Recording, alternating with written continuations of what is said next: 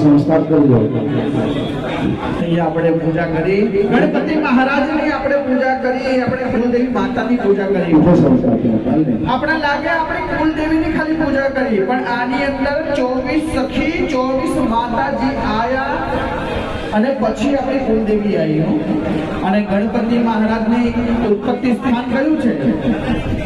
ગણપતિ મહારાજ મહારાષ્ટ્રની અંદર જેને અષ્ટવિનાયક કહેવાય. અષ્ટવિનાયક એટલે એવા 8 ગણપતિ છે.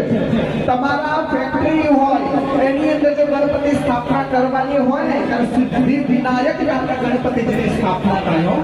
અને ત્યાર પછી એમ કીધું કે ગણેશ અલગ ને ગણપતિ અલગ. ગણેશ એટલે કોણ? લગ્નની પત્રિકા હોય ને આપણે કોઈ કંકોત્રી લખે ત્યારે તમે ખોલો ત્યાં લખ્યું છે ગણેશ સ્થાપના, ત્યાં ગણપતિ સ્થાપના નહીં લખ્યું હોય. કેમ? ગણેશ એટલે જે